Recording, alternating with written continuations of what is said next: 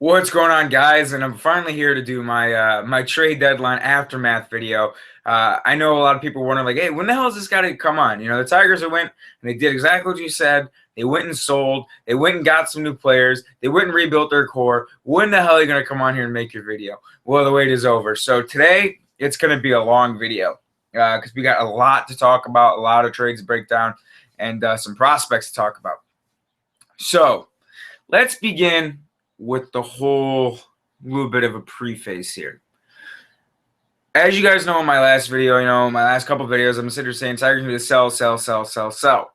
You know, they were a unique situation. They were a team that wasn't very good with a lot of good players with an opportunity to deal these guys to get better and to rebuild their core for the future and to add some young guys and some young prospects to potentially build around. Well, Dave Dombrowski obviously listened, and you know something, guys? I owe Dave Dombrowski an apology here. Here's why. Dave Dombrowski, you sly motherfucker. That's all I got to say. You know, he's sitting here going, the Tigers are going to buy. We're going to buy. We plan to make the playoffs. We plan to make the playoffs. The Tigers are going to buy. And me and Tiger fans everywhere, we're racking our brains. Like, what is this guy talking about? We're 3 under 500. We lose 2 or 3 to Boston. We lose 2 or 3 to Tampa Bay.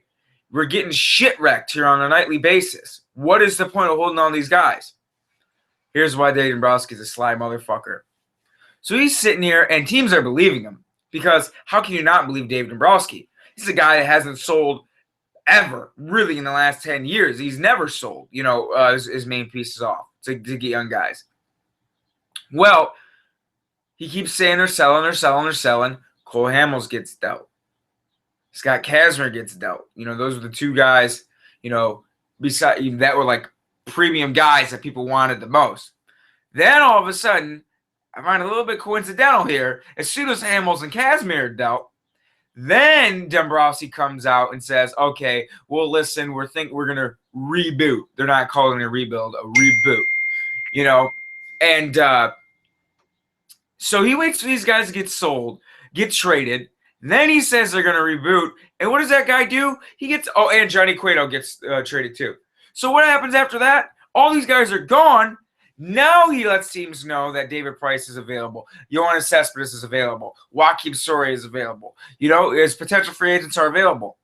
So that guy lets all these dudes get sold, then tells them to push the market value up on these guys, and he gets hauls. So far, everything I've read about when we get down to each trade here in a couple minutes here, that like the returns for David Price is better than Cueto. The returns he got for Yoenis Cespedes, like that Michael Fulmer kid, was way too good to give up for a rental arm. The Soria deal, it is what it is. That Jacoby Jones kid, we'll talk about him a little bit too. So he was really, really smart. He was sneaky about it. He was purposely not telling people right off the bat, we're selling. He's keep telling people we're going to add. So teams look elsewhere. Get Cueto first, get Kazmir first, get Hamels first. Then after those guys are gone, then say we'll listen to offers. And that way the market value goes up and he pushes the value up of his guys. Because if you would have said right off the bat, hey, he's available, they might not have got as much back as they did for these guys. So, Dave Dombrowski, you sly motherfucker, man. I'm sorry I doubted you, but that was some sneaky shit. Because I realized that after it happened, he was playing the GMs for a fool. He was playing the market, and he did a damn good job of it. So let's talk about the big fish in the pond here, the first trade.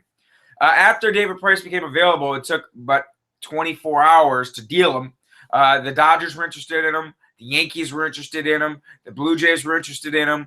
The Astros were interested in him. I mean, he had suitors lined up out the door for David Price, especially considering Kazmir was gone, Cueto was gone, Hamels was gone. Basically, John Paul Morosi made the argument, or not the argument, but the comment of, basically the Tigers just said, tomorrow's Black Friday and start lining up at the door right now. It's 2 minutes to midnight before you can start shopping. So, I mean, it was absolutely correct. So they traded David Price. And in that deal, I got some names written down over here. So if you see me reading it, it's because I want to make sure I don't miss anything. They got Daniel Norris, Matt Boyd, and I think his name is Jairo Labor.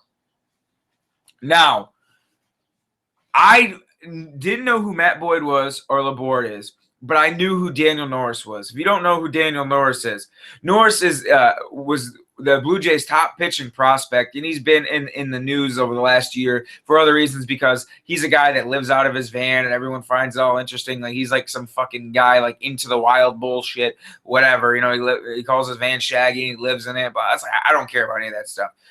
All I know is that this kid has premium frontline stuff. He has a fastball from the left side, gets up to 95. Really good changeup, good curveball. He's a guy that, you know, is only 22. You got under team control till 2021 with potential to be a guy that could be a frontline starter. What they say about Daniel Norris is in his scouting report that he has a solid range of pitches for that range from average to solid plus. He's got a plus fastball, curveball, slider, and average changeup that has potential to be a plus changeup. So the biggest thing, though, is Daniel Norris has had a hard time throwing strikes. Now, this made me flash back to the year 2009. We trade Curtis Granderson. We get Daniel Schlereth, Phil Koch, Austin Jackson, and this kid named Max Scherzer. Now, this kid named Max Scherzer, when he came over from the Diamondbacks, all I was talked about is this kid could be a frontline starter someday. But he has problems with his delivery. And if you guys have watched the Tigers over the last 5 years, you know, consistently, the biggest thing for Max Scherzer was for the longest time was his breaking point of his hands. Because when he would come over the top and come like this, you know, when he'd bust his hands like this, his breaking point for his hands would sometimes be off, and it would cause him to be miss with his mechanics. Now, he worked on this for years. He got shit rocked the first half of 2010, was so bad he got set down, came back up, was great.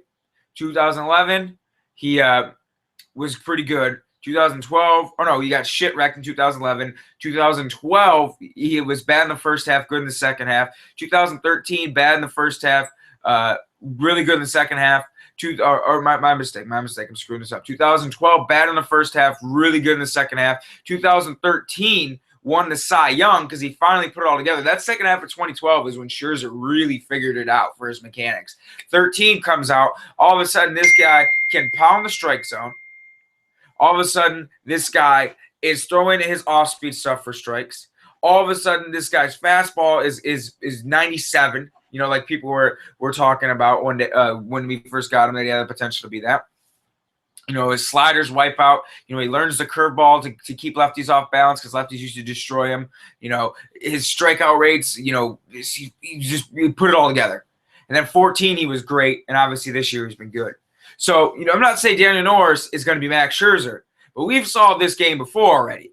You know, when we traded Curtis Granderson for some kid that, you know, had mechanic problems and inconsistencies throwing strikes.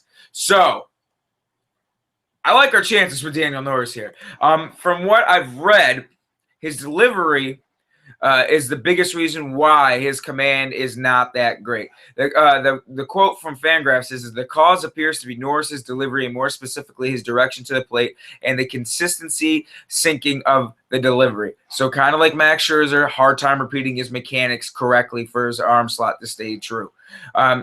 With which he's made a lot of progress since high school days. I've never been a fan of locking the knee and crossfire elements. So meaning, you know, coming up straight down, not much bend in the knee, just shoot over top, kind of like David Price does.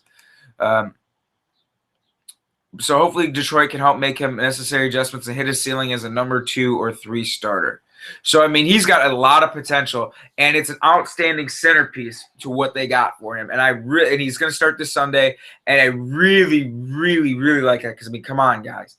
A hard-throwing lefty with 2, 3, you know, potential frontline stuff upside, that just doesn't come around every day. You see what the Toronto Blue Jays had to pay just to get a legitimate one for 2 months. Just imagine if we get Norris, you know, he figures it out in the next 2 years. So, you know, I like him a lot. Jairo Laborde is a guy that hard-throwing lefty. He's got a plus slider, throws about 95. He's just basically a guy a really hard-throwing lefty that doesn't command the strike zone very well. He's very young still. I think he's only 20 or 21. He's just very raw. He's 20 years old, but he's big, 6'4", 205. He's just very raw. Has a hard time repeating the delivery. The mechanics get out of sync a little bit, but he throws hard. Good good slider to go along with the fastball to complement him. But he needs to work on throwing strikes. He's been absolutely abysmal with his walk rate. I think he's walking, like, from what this thing said, he's walking like 12 hitters, 12 or 13% of the hitters he faces. But worst comes to worst, hard throwing lefties that can't command for very long over 5, 6, 7 innings. He can become a bullpen piece. You got a guy that could come out and maybe be a back end of the bullpen kind of guy. I mean, if he can throw hard and spot a slider, I mean, look at guys like Ian Kroll. He still has a job, and that's because he's a lefty that can crank it up to 94, and occasionally get a hitter out. So I mean, worst comes to worst, he's probably might not ever be a starter for us. But you got maybe a potential 7th, 8th inning lefty, which is not a bad thing. So he needs to work on his mechanics. He needs to work on throwing strikes a lot better. But he does throw hard, and he does have a decent secondary offering with his slider.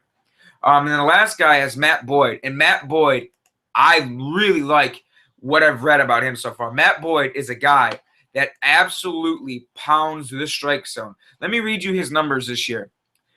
Between AA and AAA, this kid started 18 games, 112 innings pitched. He's struck out 107 guys and only walked 24. He's only given up 71 hits in 112 innings pitched. His whip is 0.843. He's striking out 8.5 hitters per 9, only walking 1.9, and his strikeout to walk ratio is 4.46. This is a kid that when I was reading scouting reports about him, they called him a finesse lefty.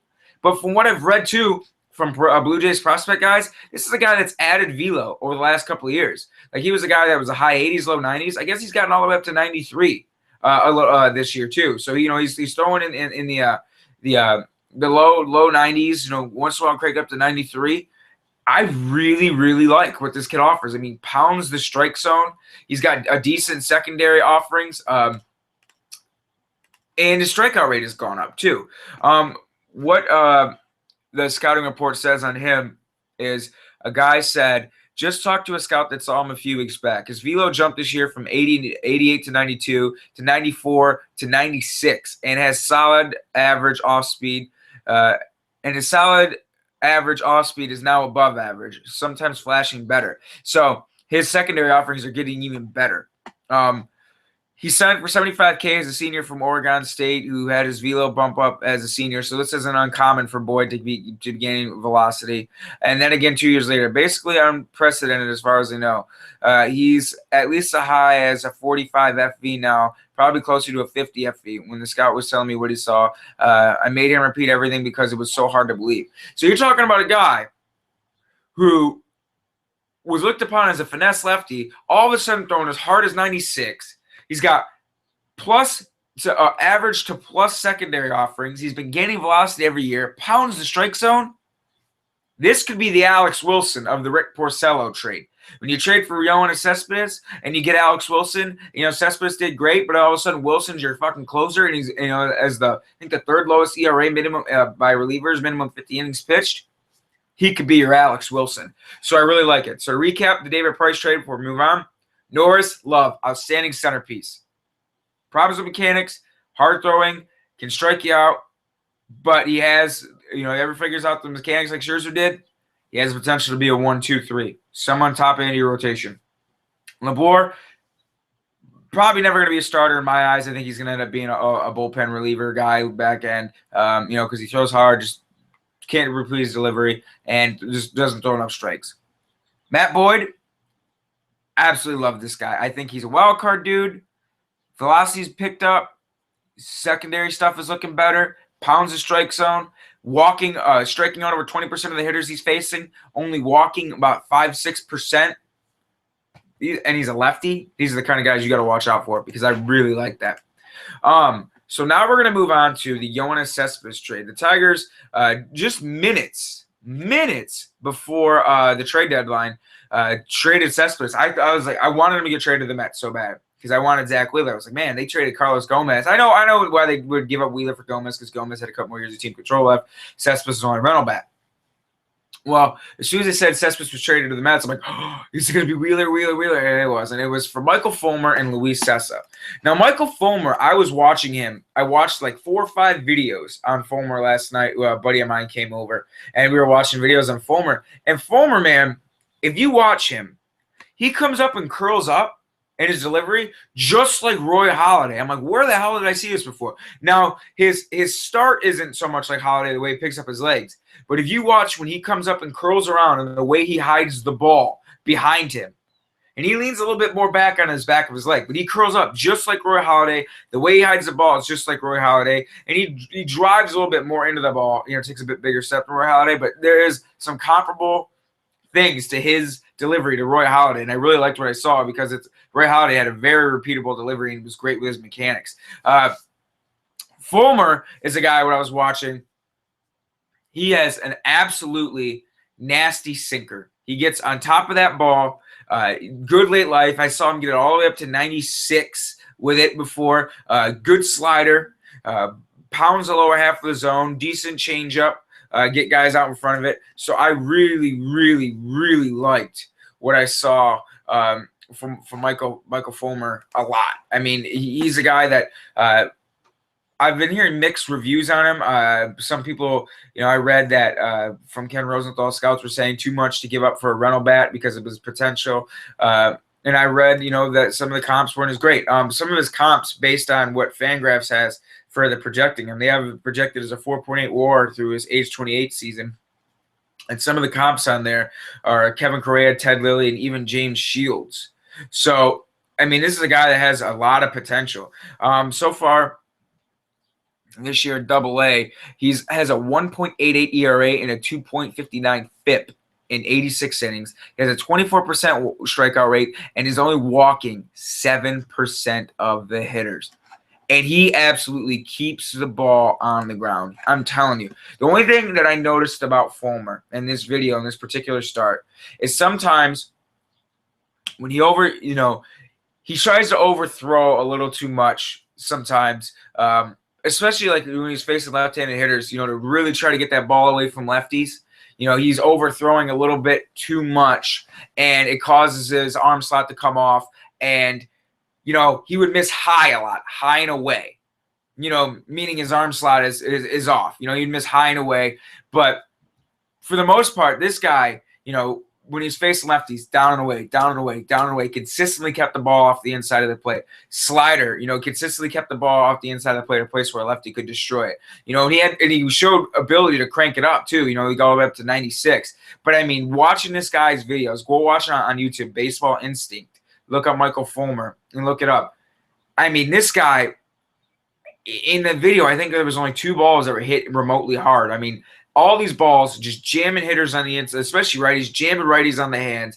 Everything was on the ground or weakly hit. I mean, he had a couple of the balls that were hit off him that were hits. A couple were C-nice singles, a couple were bloop shots because he jammed them so good. And he had a couple of, backdoor sliders on lefties. He had a couple of nice sliders on righties. I mean, his changeup, he had made a couple guys look really stupid on his changeup. He showed ability to throw. There was a couple 1-1 counts where he busted a slider in on a righty. Everybody wasn't expecting it, and he showed ability to throw it for strikes.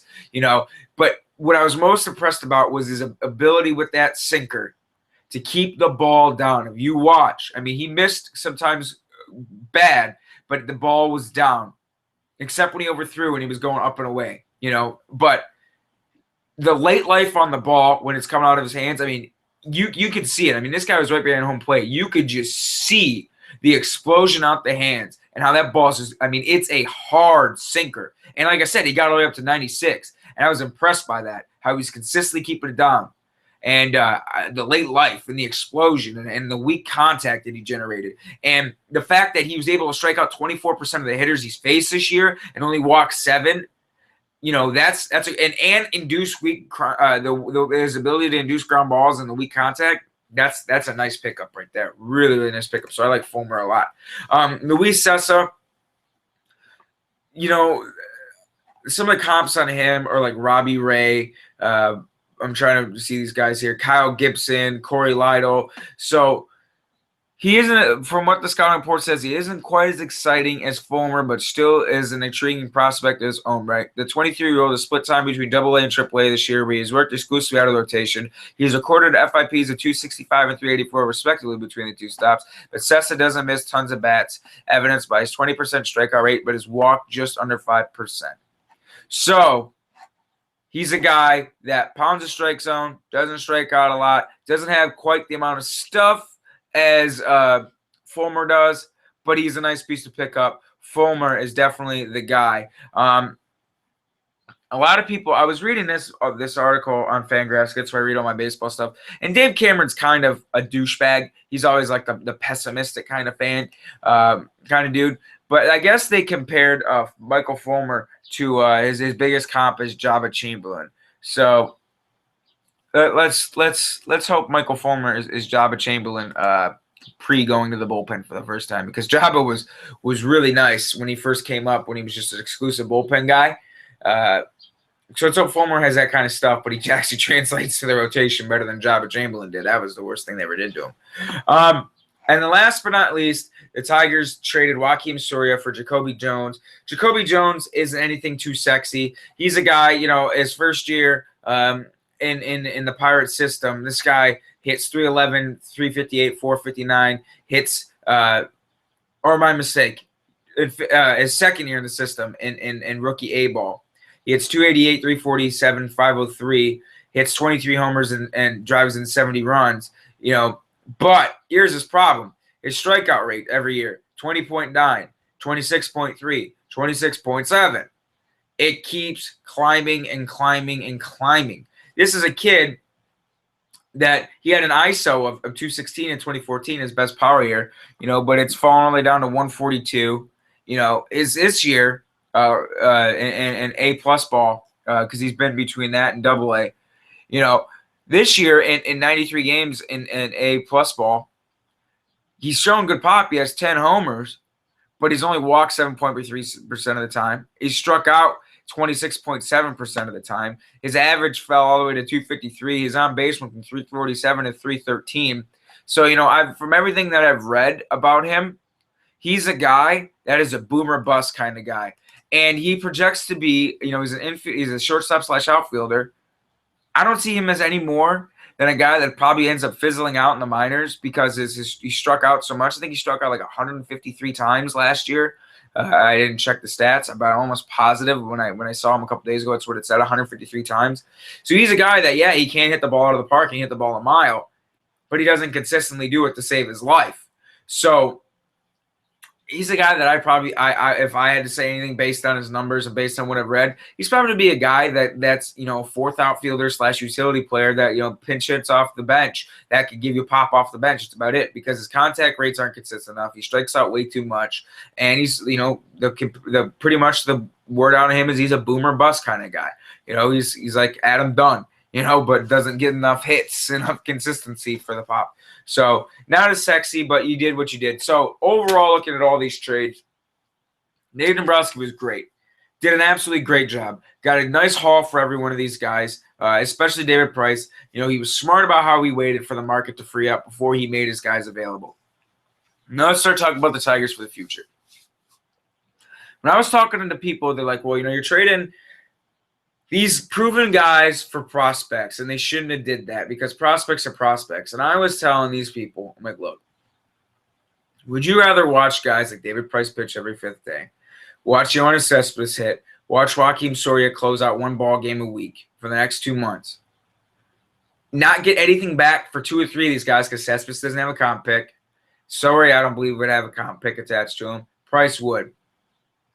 Would you rather keep all 3 of these guys, watch a team that was 3 games under 500, keep struggling, not make the playoffs, get one guy back out of those 3? Or would you rather trade them and they got 6 guys back in return for 3? What would you rather have? We're like, well, they're only prospects. There's only hype about them. You only get the potential or chance. Yes, but you get the chance to potentially hit on one of these guys out of 6 instead of getting 1 comp pick and not having and getting 1 chance to hit on this guy. So Dave Dombrowski did a great job. Now, I want you people to realize something this too. Going forward this next 2 months of the season, the Tigers are going to be bad. But this is the time we want them to be bad. This is the time when Daniel Norris comes up, and if he's still walking a lot of guys and he's getting hit up a little bit, it's fine because it's going to happen. He's 22. He got sent down because of his mechanics. He couldn't throw strikes. But he's on a team that's not going to win it this year. It's fine if he struggles. This is when you want him to, when you're not playing for anything. But guess what?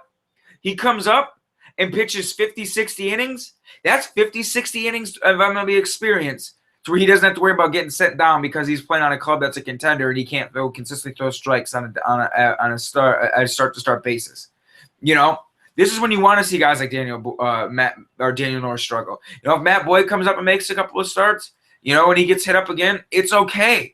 You know, this is when we want to see it. We get guys like Stephen Moy up here or Tyler Collins up here, and they struggle. It's okay. Because you know something? Look at the Tigers the last 2 nights.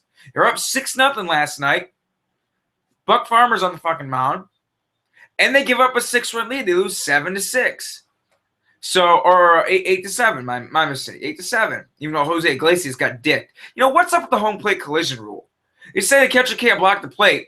But Matt Wieters can sit his fucking ass on the baseline, and Jose Iglesias has nowhere to go, but they're going to call him out? What? Okay. All right. That's a great fucking rule. They can't even clear up the specifications for it. Fucking idiots. Anyways, it's fine if they struggle. This is when they are going to struggle. Because these kind of games where the night before, they're up 9-2 and nearly lose the game, it's going to happen a lot. It's been happening a lot all season.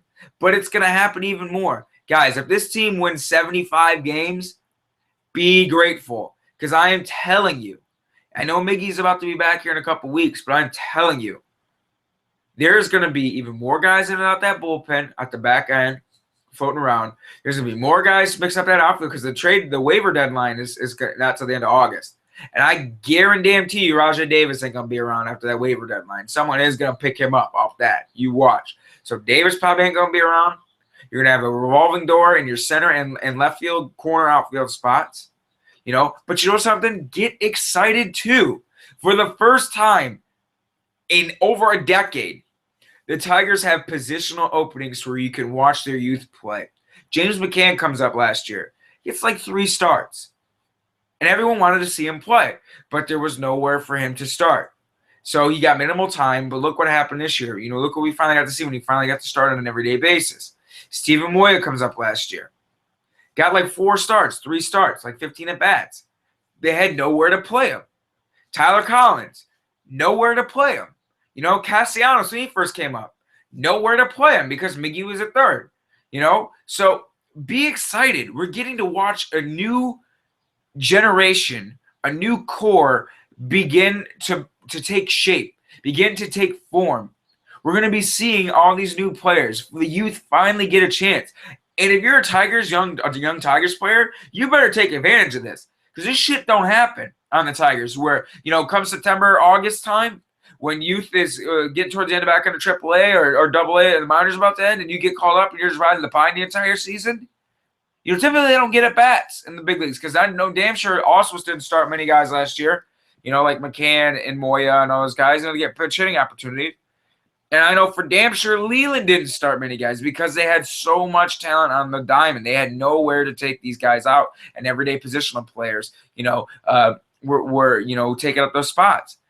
This is your chance, young Tigers. It is because you have an opportunity to get a lot of at-bats in the last 2 months of the season because the front GM management knows the season's done. They know they're probably not going to finish 500. They know they're going to have a revolving door in the back end of their bullpen. They know they have a lot of positions of need now. This is your chance.